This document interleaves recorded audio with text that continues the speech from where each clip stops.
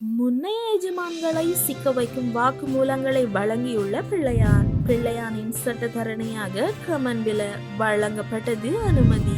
ரணிலுக்கு பிள்ளையானை பார்வையிட அனுமதி மறுப்பு. பொது பாதுகாப்பு அமைச்சராக பதவியேற்க தயார். பொன்சேகா பகிரங்கம்.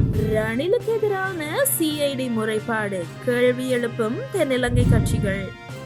இந்தியாவிற்கும் சீனாவிற்கும் ஆச்சரியத்தை ஏற்படுத்திய அனுரு.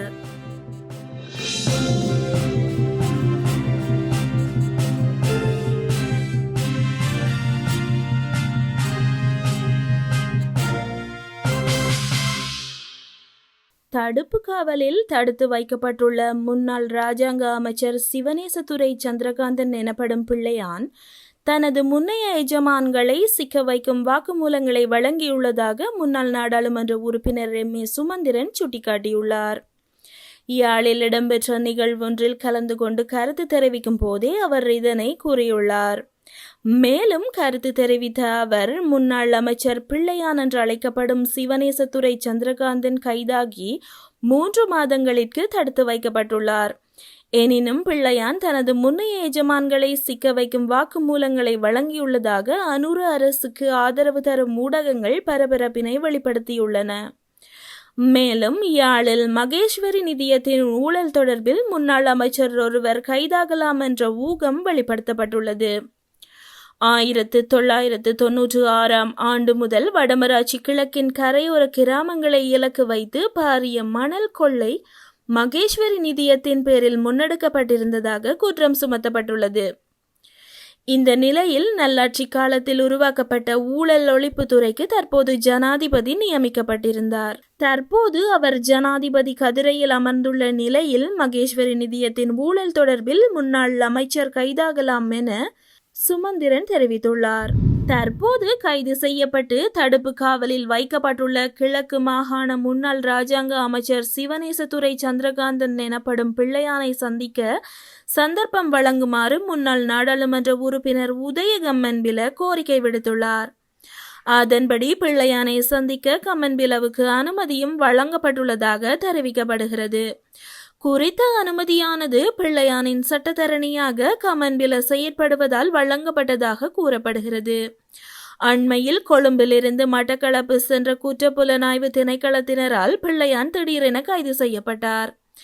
அதன்போது கைதுக்கான காரணம் உடனடியாக தெரிவிக்கப்படாத நிலையில் பின்னர் 2006ஆம் ஆண்டு கிழக்கு மாகாணத்தில் பல்கலைக்கழக துணைவேந்தர் காணாமலாக்கப்பட்டமை தொடர்பில் கைது செய்யப்பட்டதாக அறிவிக்கப்பட்டது. இவ்வாறானதொரு பின்னணியில் சந்தேக நபரான பிள்ளையான் தற்போது 90 நாட்கள் தடுப்பு காவலில் வைக்கப்பட்டுள்ளமை குறிப்பிடத்தக்கது. பயங்கரவாத தடை சட்டத்தின் கீழ் தடுத்து வைக்கப்பட்டுள்ள பிள்ளையான் என்ற முன்னாள் இராஜாங்க அமைச்சர் சிவனேசதுரை சந்திரகாந்தனுடன் கலந்துரையாடுவதற்கு வாய்ப்பளிக்குமாறு முன்னாள் ஜனாதிபதி ரணில் விக்ரமசிங்க முன்வைத்த கோரிக்கை நிராகரிக்கப்பட்டுள்ளதாக பொதுமக்கள் பாதுகாப்பு அமைச்சர் ஆனந்த விஜயபால தெரிவித்துள்ளார். தென்னிலங்கை ஊடகம் ஒன்றுக்கு கருத்து தெரிவிக்கும் போதே அவர் மேற்கண்டவாறு குறிப்பிட்டுள்ளார்.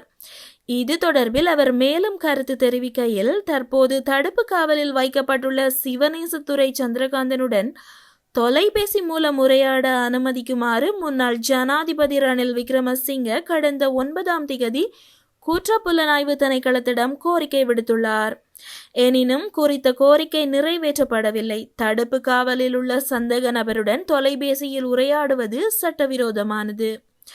அத்துடன் முன்னாள் நாடாளுமன்ற உறுப்பினர் உதய கம்மன்பிலவுக்கு முன்னாள் இராஜாங்க அமைச்சர் சிவனேசதுரை சந்திரகாந்தனை சந்திக்கும் வாய்ப்பு வழங்கப்பட்டுள்ளது. சிவனேசதுரை சந்திரகாந்தனின் சட்டத்தரணியாக உதய கம்மன்பில செயற்படுவதால் அவருக்கு அனுமதி வழங்கப்பட்டது என தெரிவித்துள்ளார். கிழக்கு பல்கலைக்கழகத்தின் முன்னாள் துணைவேந்தர் பேராசிரியர் சிவசுப்பிரமணியம் ரவீந்திரநாத் கடத்தப்பட்டு காணாமலாக்கப்பட்ட சம்பவம் தொடர்பான விசாரணைகளுக்காக 18 ஆண்டுகளின் பின்னர் கடந்த 8ஆம் திகதி கைது செய்யப்பட்ட பிள்ளையான் தற்போது குற்றப்புலனாய்வு திணைக்களத்தில் தடுப்பு காவலில் வைக்கப்பட்டுள்ளமை குறிப்பிடத்தக்கது. தற்போதைய அரசாங்கத்தில் பொது பாதுகாப்பு அமைச்சர் பதவியை வழங்கினால் அதை ஏற்றுக்கொள்ள தயாராக இருப்பதாக ஃபீல்டு மார்ஷல் சரத் பொன்சேகா தெரிவித்துள்ளார். தனியார் ஊடகம் ஒன்றுக்கு வழங்கிய செவியொன்றில் அவர் மேற்கண்டவாறு குறிப்பிட்டுள்ளார். அத்துடன் தனக்கு அத்தகைய பொறுப்பு வழங்கப்பட்டால் அதை ஏற்க தயங்க மாட்டேன் என்றும் அவர் சுட்டிக்காட்டியுள்ளார். இருப்பினும் ஜனாதிபதி அனுரகுமார தலைமையிலான திசைகாட்டி அரசாங்கத்தை ஆட்சிக்கு கொண்டு வருவதற்கு அவர் பங்களிக்கவில்லை என்பதால் அத்தகைய பொறுப்பை கேட்க தனக்கு எந்த உரிமையும் இல்லை என்றும் அவர் கூறியுள்ளார். இதேவேளை முஸ்லிம் சமூகத்திற்குள் சூப்பர் முஸ்லிம் என்ற ஒரு தீவிரவாத சித்தாந்தம் உருவாக்கப்பட்டு வருவதாக மட்டக்களப்பில் இடம்பெற்ற தேசிய மக்கள் சக்தியின் பிரச்சார கூட்டத்தில் உரையாற்றும் போது ஜனாதிபதி அனுரகுமார திசாநாயக்க தெரிவித்துள்ளார். எனினும் இது சாதாரண முஸ்லிம்களின் விருப்பமல்ல என்று அவர் சுட்டிக்காட்டியுள்ளார். சூப்பர் முஸ்லிம் என்ற இந்த சித்தாந்தம் ஒரு சிதைந்த தீவிரவாத போக்குக்கு இட்டுச் செல்வதாகவும் ஜனாதிபதி அனுர கூறியுள்ளார். இதன்படி அவை தொடர்பான முறையான பாதுகாப்பு நடவடிக்கைகள் மேற்கொள்ளப்பட வேண்டும் என அவர் மேலும் வலியுறுத்தியுள்ளார். முன்னாள் ஜனாதிபதி ரணில் விக்ரமசிங்க பயங்கரவாத தடுப்பு சட்டத்தின் கீழ் ஏன் கைது செய்யப்படவில்லை என்று முன்னிலை சோசலிச கட்சி கேள்வி எழுப்பியுள்ளது. பட்டளந்த சித்திரவதை மையத்தில் ரணில் விக்ரமசிங்கவின் சித்திரவதைகளில் ஈடுபட்டதை தான் நேரில் கண்டதாக தனது கட்சியின் மத்திய குழு உறுப்பினர் இந்திரானந்த டி சில்வா குற்றப்புலனாய்வு துறையினரிடம் முறைப்பாடு அளித்துள்ளதாக கட்சியின் பிரச்சார செயலாளர் துமிந்த நாகமுவ கூறியுள்ளார். முன்னதாக பயங்கரவாத தடுப்பு சட்டத்தின் கீழ் ஒரு இளைஞர் ஸ்டிக்கர் ஒட்டியதற்காக கைது செய்யப்பட்டிருந்தார். இந்நிலையில் முறைப்பாடு கிடைத்துள்ள நிலையில் ரணிலை ஏன் கைது செய்ய முடியாது என்று துமிந்த நாகமுவ கேள்வி எழுப்பியுள்ளார். இலங்கை தமது விமானப்படை மேம்பாட்டு திட்டத்தின் கீழ் இந்தியாவின் போர் விமானமான தேஜாஸ் ஆமு ஒன்றை வாங்க மறுத்துவிட்டதாக இந்திய ஊடகம் ஒன்று செய்தி வெளியிட்டுள்ளது. சுதந்திரம் பெற்ற காலத்திலிருந்தே இலங்கையும் இந்தியாவும் நல்ல உறவுகளை பகிர்ந்து வருகின்றன. அண்மைய பொருளாதார மற்றும் அரசியல் நெருக்கடி உட்பட பல்வேறு நெருக்கடியான சூழ்நிலைகளிலும் இந்தியா இலங்கைக்கு உதவியுள்ளது. இருப்பினும் இலங்கையில் ஆட்சிக்கு வரும் அரசாங்கங்கள் பிராந்தியத்தில் இந்தியாவின் நலன்களுக்கு எதிரான பல முடிவுகளை எடுத்து வருவதாக குறித்த இந்திய ஊடகம் தெரிவித்துள்ளது. இதன்படி அனுர திசாநாயக்கவின் அரசாங்கமும் இந்தியாவை அதிர்ச்சிக்குள்ளாக்கியுள்ளதாக கூறப்படும் ஒரு முடிவை எடுத்துள்ளதாக குறித்த ஊடகம் குறிப்பிட்டுள்ளது. இலங்கை அதன் விமானப்படையை மேம்படுத்தி வருகிறது.